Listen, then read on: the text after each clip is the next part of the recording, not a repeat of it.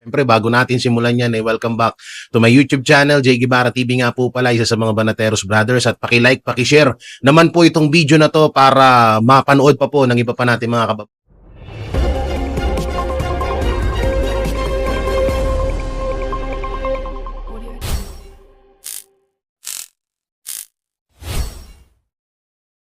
Ito mga Banateros, isa sa mga pinsan ni Marcos Jr. ibinulgar ang korupsyon or ang pangungurap kung gaano kagrabe mangurap or magnakaw etong si Martin Romualdez. Aba, hantin din ito mga Banateros. So mismong kamag-anak na ni Marcos Jr. ang naglalahad sa mga pagnanakaw na ginagawa nito ni Martin Romualdez. At ang matindi pa dito, sinabi niya pa dito sa interview na to na gusto niyang ipakulong at dapat daw na makulong etong si Martin Romualdez dahil siya daw talaga ang pinakamaraming nanakaw dito sa kaban ng bayan. So mga Banateros, mga kabiyaya, pasensya na kayo kung ganito yung background natin kasi may ginagawa doon sa kwarto ko at may mga inaayos. So kaya dito na lang ako nag-vlog at ito na lang yung gamit ko na na mic natin. Pero ito matindi kasi ito at dapat nyo rin po talagang mapanood to na isa sa mga kamag-anak ni Marcos Jr. ang siniwalat niya itong korupsyon na nangyayari sa Kongres. Hanggang ngayon pala, mga Banateros, mga kabiyaya, ay tuloy-tuloy pa rin ang pagnanakaw ng mga ilang mga kongresista dahil yan sa kautusan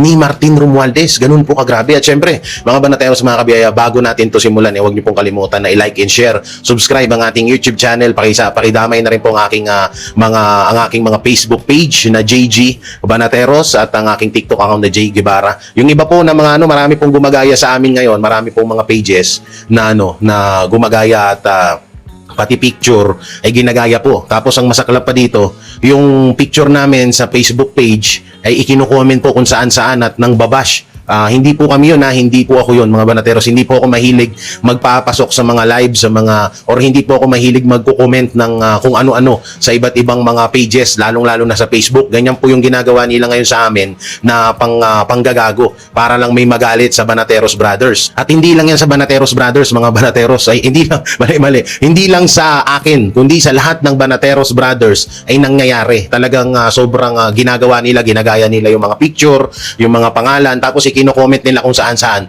para magalit kung sino man yung may-ari ng Facebook na yun. Kaya mga Banateros, mga kabiyaya, wag nyo pong papaniwalaan yan. Hindi po namin ugali yun. Ang tindi nito mga Banateros, kasi yung mismong kamag-anak na nila, yung mga nagsasabi na itong si Martin Romualdez ay sobra talaga sa pagiging korap. At ang malupit pa nga dito ay mukhang wala na nga din talaga sa Pilipinas itong si Martin Romualdez. At mukhang totoo nga na itong si Martin Romualdez at Marcos Jr. ay nagkakasuwagan na, nagsasaksakan na patalikod mga Banateros, mga kabiyaya. So grabe, ang tindi talaga. Biruin nyo, ang tagal na lumipas nung SONA ni Marcos Jr. pero hanggang ngayon po ay hindi pa rin nakukulong or nakakasuhan etong si Martin Romualdez. May isa pa nga po tayo na na mga nakakalat na balita or nakakalap na mga naririnig na etong si Boying Remulla ay gagamitin ni Marcos Jr. para idiin etong si Martin Romualdez, So grabe.